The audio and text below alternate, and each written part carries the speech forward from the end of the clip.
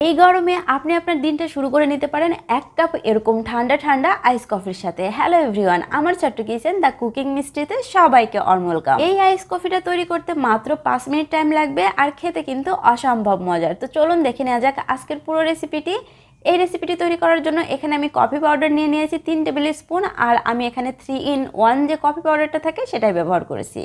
আপনারা চাইলে যে কোনো কফি পাউডার ব্যবহার করতে পারেন। আর এখানে আমি 1 টেবিল স্পুনের মতো গুঁড়া দুধ নিয়ে নিয়েছি। একটি মিক্সিং বলে আমি কফি পাউডারটা দিয়ে দিলাম। এখন দিয়ে নিচ্ছি গুঁড়া দুধ। এখন এর মাঝে অ্যাড করে নিতে হবে সুগার সিরাপ। আমি সামান্যই সুগার সিরাপটা ব্যবহার করছি, আপনারা চাইলে চিনিও এখানে ব্যবহার করতে পারেন। তারপর এখানে দিয়ে নিতে হবে উষ্ণ গরম পানি। এখানে কিন্তু কখনোই আপনারা গরম পানিটা ব্যবহার করবেন না, উষ্ণ গরম পানিটা ব্যবহার করবেন। এখন খুব ভালো করে একবার মিশিয়ে নিতে হবে। তারপর একটা এরকম কাচের জার আপনাদেরকে নিয়ে নিতে হবে, কারণ এই কফিটা কিন্তু খুব ভালোভাবে মিক্সড না হলে খেতে ভালো লাগবে না। আর আমি কিন্তু এটাকে বিট করব না, বিট করলে এটা ফোম হয়ে যাবে। আইস কফিটা ফোমি হলে খেতে ভালো লাগে না। এখন এই কফির জারের মধ্যে এটাকে দিয়ে আমি জাস্ট 1 মিনিট এটাকে ঝাঁকিয়ে নিব। খুব বেশিক্ষণ ঝাঁকানো যাবে না, খুব বেশিক্ষণ ঝাঁকালে কিন্তু ফোম হয়ে যাবে। সে কারণে আমি 1 মিনিটের মতো ঝাঁকিয়ে নিব। আর খুব ভালোভাবে যখন দেখবেন যে কফি পাউডারটা মিশে গেছে, তখন এটাকে একটি সার্ভিং ডিশে সার্ভ করে নিতে হবে। আমি যে মগটায় এই কফিটা সার্ভ করব সেই মগে দেখতেই পারছেন অনেকটা আইস কিউব দিয়ে নিলাম। এখন এর মাঝে দিয়ে নিতে হবে দুধ। আমি এখানে এই দুধটা আগে থেকে জাল করে ঠান্ডা করে রেখেছিলাম, সেটা দিয়ে নিচ্ছি। আমি হাফ কাপ এখানে দুধ ব্যবহার করেছি,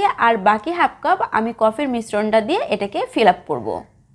এখন এই দুধের মাঝে অ্যাড করে নিতে হবে আগে যে কফির মিশ্রণটা আমি তৈরি করে রেখেছিলাম সেটা, আর দেওয়ার পরে খুব ভালো করে একবার মিশিয়ে নিতে হবে। আর মেশানো হয়ে গেলে আমাদের ঠান্ডা ঠান্ডা আইস কফি খাওয়ার জন্য একদমই রেডি।